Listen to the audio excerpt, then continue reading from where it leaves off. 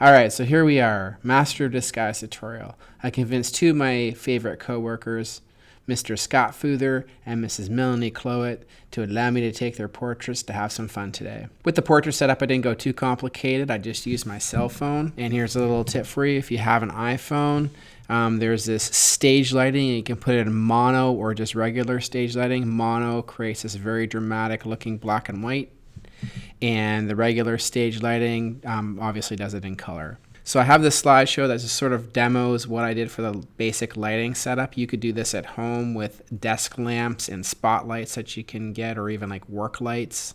You can use a sheet or a piece of paper to diffuse the light if you needed to. It doesn't need to be fancy light setups. So this is the lighting setup right here. Spotlight, diffused backlight to get the hair going, and then a lower powered light to kind of fill in some of the shadows. And there's our shot of Scott Futher and our shot of Melanie Clowett that I'm now going to play around with.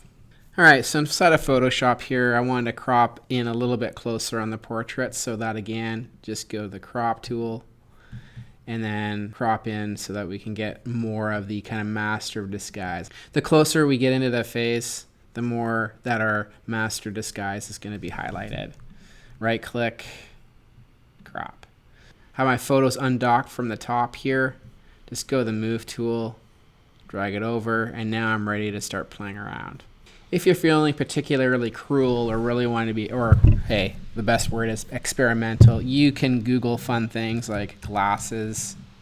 So I searched glasses here, went over the tools again, made sure my resolution was large, made sure that I had the Creative Commons license, meaning that I have permission to use these photos. Alright, so I'm deciding to be particularly adventurous, some would say possibly cruel. So I've Googled some funny teeth. Again, large resolution, making sure that at my Creative Commons license I have permission to use it. And I think I'm liking those teeth. I'm thinking that might be some interesting teeth to throw on my friends here. Alright, so let's get back at this. Here's Mrs. Melanie Clowett, Mr. Scott Futher.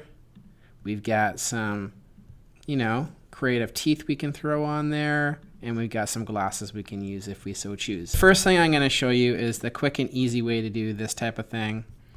So I have Clowett's face over top of Futher's face here. I'm going to scale her up again. Again, based on the other tutorials, you should know how to do this by now. So Command or Control T to scale that up. I can scale that, move it into position if I want, and hit Enter.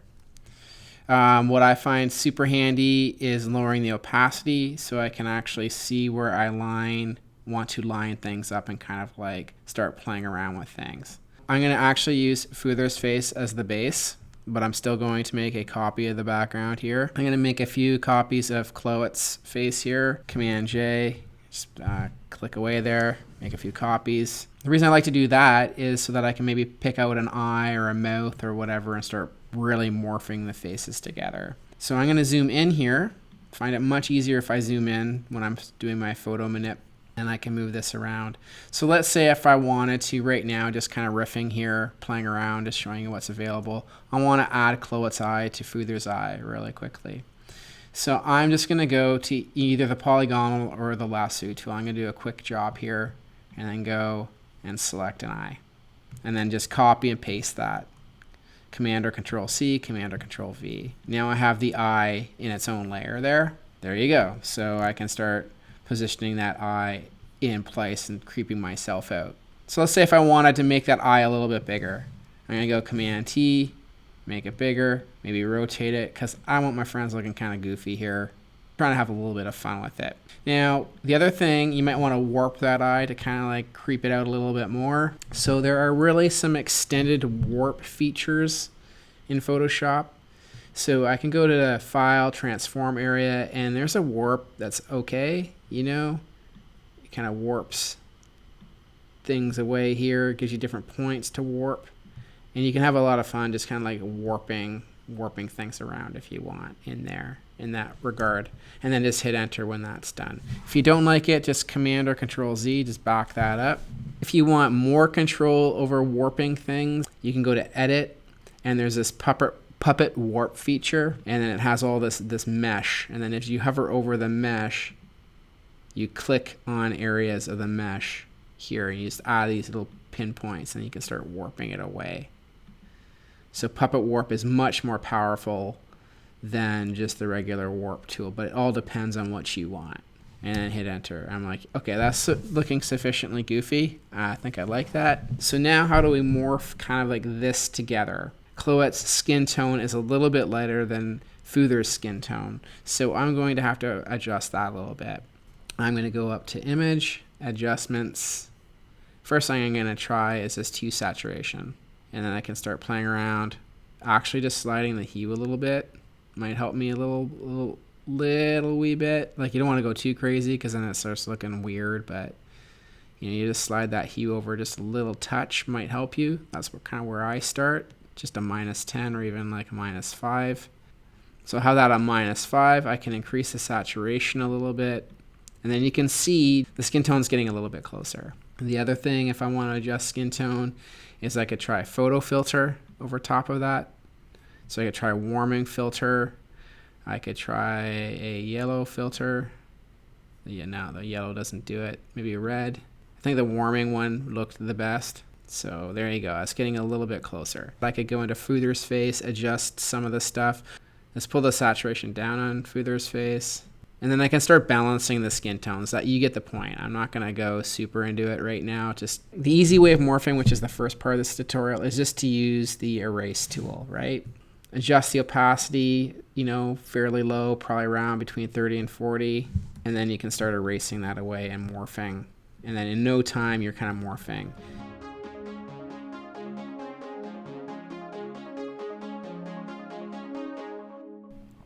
And then you can see in about 30 seconds, just from using like a little bit of the eraser around the edge, I've morphed that together pretty good. Some other fun, goofy things I'm going to highlight for you is the Liquify tool. If you're making a birthday card and you want to turn somebody into a caricature very quickly, this is your tool. Go to Filter, go to Liquify, and there it is. Okay. And up here, you have the forward warp. You can warp things around, pull things, warp things, do all sorts of things. It starts looking a little bit like you're just kind of destroying his face, right? But that's not cool. I don't like that. So there's this reconstruct tool. The reconstruct just undoes all that. Kind of takes some time, but boom, boom, boom. So how do you avoid going too much? This Liquify tool, you can go too far very quickly with it. So I'm going to go back to the forward warp tool. The pressure was at 100%. Whenever I'm adjusting pressure or something in Photoshop, for whatever reason, my head always goes to around like 20% to 40%, somewhere in that range. So let's try this. And then 32%, you see the warping. You can actually do some subtle things that will change the face in a way that doesn't look completely weird. So if you want to do something a bit goofy, make him look like an alien, you can go these 2 tools here. This is pucker and bloat. So if I go to bloat, I'm going to increase the size of the brush here. Whoa, it's too big. Bracket key beside the P key. The bloat tool works on density and rate, so you can adjust these if it's doing too much or too little. So there you go. So I can bloat his eyes up. And pucker does exactly what it says. It puckers it in. It does the opposite. So if I want to pucker his nose in, pucker that eye in, there you go. Again, if I want to redo it and be a little bit kinder to him, I can reconstruct this and kind of get rid of some of the stuff and make it a little more subtle. You can give people Spock ears if you wanted to. Let's do that to him. So if I go to the warp tool, I can just, try giving him the Spock, Star Trek Spock ears here a little bit. There you go. And then we can throw in the other eye, and you're like, whoa, what is going on here? This looks kind of terrible. The other popular thing people ask is, if they're getting their master disguise ready here, is how do you change hair color or the color of a shirt, let's say, or whatnot. Or eye color is a big thing too. So if I'm wanting to change color of something, one of my favorite tips is make a blank layer. You can throw the blending mode onto soft light or overlay, I'm going to do overlay for now. Go over here. But I like playing around and making people look like aliens for demo purposes. So I'm going to go with green here. Let's give them some green alien eyes. Go to the brush tool, and then you just click, and then you're like, bam. Yeah, there we go. Oh. Okay, so the reason that it didn't happen on Chloe's eyes is because the layer is below the eye layer here. So if I move this layer up here, then there you go. We've got green eyes now. Then you can just zoom in, tidy up the spots that you don't want with the erase tool, and then just go and you can erase away. I mean, you can have hours of fun just like collaging stuff in here, erasing and adding color to things and just totally goofing around. If I was doing this in class, I'm like, are there any requests? What am I feeling? What am I feeling here? I'm feeling maybe Mr. Futher needs some longer hair. I don't know. What are you thinking out there? Okay, let's grab some hair. Let's grab some of Chloe's hair. I think the polygonal lasso tool is going to serve me a little bit better, trying to get in there and get some hair. So polygonal, click, and clickety click. Let's grab that hair. Let's combine their hairlines together. I think that'd be absolutely brilliant. So proud of myself for thinking of that. It's like I've never done it before. And bam. All right. Copy that, paste that.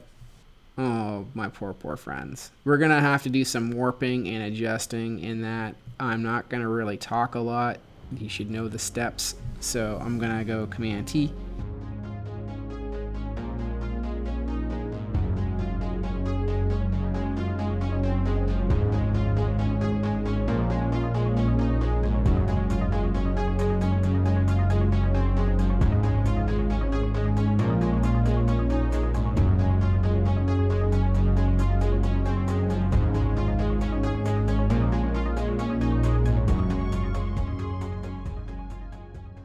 Okay, so there we are. I've kind of erased the edge of the hair, blended it in as good as I can. Again, the cheap and quick method is the erase tool. If you YouTube, hair removal, you can get all those wisps of hair. There's like lots of people, a lot of photo manipulation people out there with tons of YouTube tutorials on how if you wanted to really get in there and make the hair way better, you can. I'm not going to demo that. That's its own kind of tutorial on its own. I'm just giving you the base code of what you can do. I'm going to want to darken some of the areas here as it's coming down. So you can just go, don't forget about dodge and burn. So I'm going to burn parts of the hair here. You can start burning things together. And that all helps in the melding and kind of like blending process, right? That's the basics of everything, right? It's like you just cut things out, you move it in place, you warp them together, you kind of erase or blend them together. You can colorize things like I've done here with the eyes by like adding an overlay. If you want it to be more subtle, you can adjust that opacity down. So let's say if I wanted to highlight his lips to make it look really awful, I could go in here, make a new layer, put that on overlay.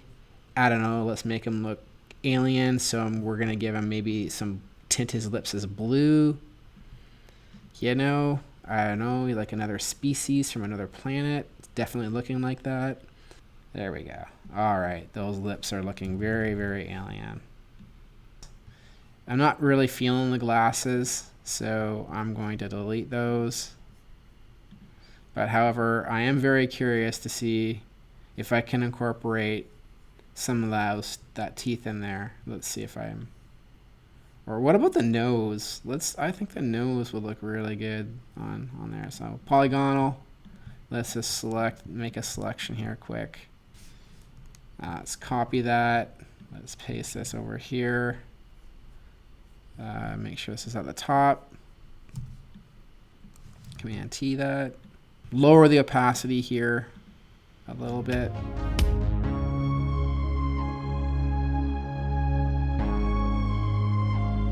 Okay, so that's super white there. When I run into this stuff, I need to play around with the blending a little bit more. I'm going to duplicate this layer a couple times, Command or Control J, turn it off.